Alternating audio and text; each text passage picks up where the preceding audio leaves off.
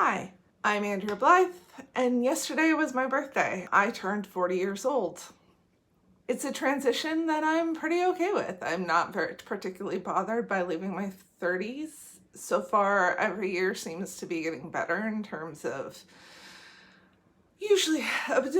how I feel about myself and my creative process and that sort of thing. And in the past few months, I've entered so many more creative endeavors. So I'm looking forward to my 40s. I'm happy about it. I'm excited to see what's gonna happen. So for me, it's been a good thing. One of the things I wanted to do for myself for my birthday was to buy myself a little stack of books that then I could enjoy. And I'm gonna share what I got for myself and a couple of things that were gifted to me as well. First up, we have N.K. Jemisin's The City We Became. N.K. Jemisin is a must-buy author for me. She's an author I have to get her books. I have to read her books as soon as I hear that they're available. She is such an amazing writer. I'm not even 100% sure what this book is about. I've actually been buying a lot of books lately where I won't 100% know what they're about, especially if they're authors I know and really enjoy. But for the sake of you guys, I will read the descriptions. In Manhattan, a young grad student gets off the train and realizes he doesn't remember who he is,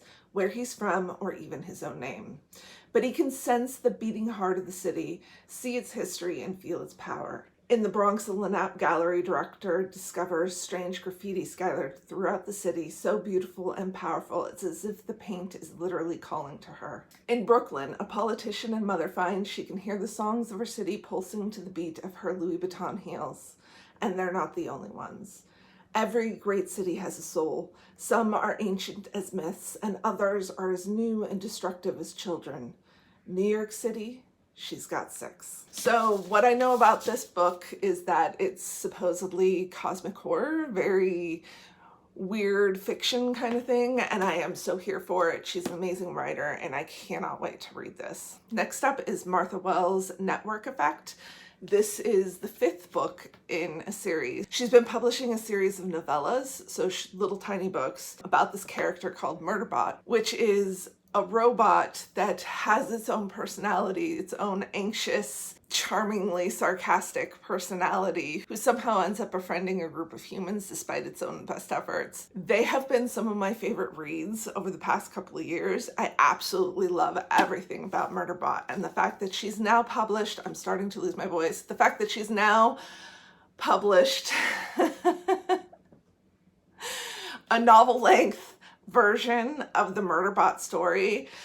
I am so excited. I cannot wait to read this. This will probably be the first one that I read. And I'll go ahead and read the description because I don't think it spoils anything for the other books.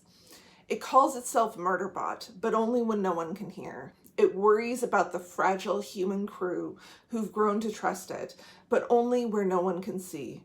It tells itself that they're only a professional obligation, but when they're captured and an old friend from the past requires urgent assistance, Murderbot must choose between inertia and drastic action.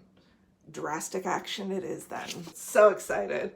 Okay, so the 2 other books that I bought myself were pre-orders. So I'm gonna be getting them in July and August and that sort of thing when they're available. And I'm super excited about both of them. So the first of the other 2 books is Mexican Gothic by Silvia Moreno Garcia. She's another one of those authors where I've just bought everything that she's ever written. Pretty much, not literally everything, but close to it. And as soon as I saw this gorgeous cover, I knew I had to have this book too. It was another one I didn't even need to read the description. All I needed to know was that Silvia Moreno Garcia wrote it and that it's got a horror theme. I have an idea to do a whole video on her writing because she plays with a whole bunch of different styles and tones in her writing.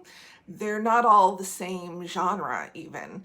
So it's fascinating to kind of see the progression of her writing style. I've basically loved everything she's ever written, everything I've read so far, and I love seeing the way she does different genres. But I in particularly love her dark fantasy and horror kind of genres that she plays around with, and this fits into that. So the description says, I might mispronounce some of the names in this, hopefully I'll get them right. After receiving a frantic letter from her newlywed cousin begging for someone to save her from a mysterious doom, Noemi Tabawara heads to High Palace, a distant house in the Mexican countryside. She's not sure what she will find. Her cousin's husband, a handsome Englishman, is a stranger, and Noemi knows little about the region. Noemi is also an unlikely rescuer. She's a glamorous debutante, and her chic gowns and perfect red lipstick are more suited for cocktail parties than amateur sleuthing. But she's also tough and smart with an indomitable will, and she is not afraid.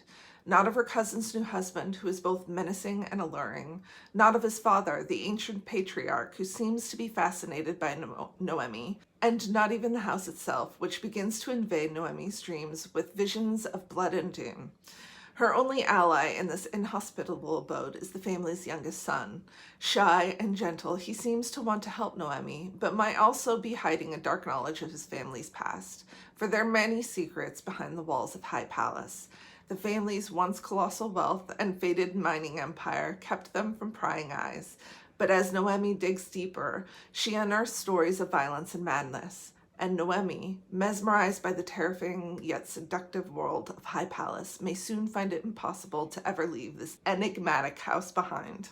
That was a long description, but basically, as the title suggests, it is a Gothic horror story, which sounds fabulously fun. And last up, we have The Only Good Indians by Stephen Graham Jones. I have not read anything by this author before. All I know is that he is a Native American horror writer. That sounded awesome to me. This is the book's description. The creeping horror of Paul Tremblay meets Tommy Orange's There in a dark novel of revenge, cultural identity, and the cost of breaking from tradition in this latest novel from the Jordan Peele of horror literature, Stephen Graham Jones.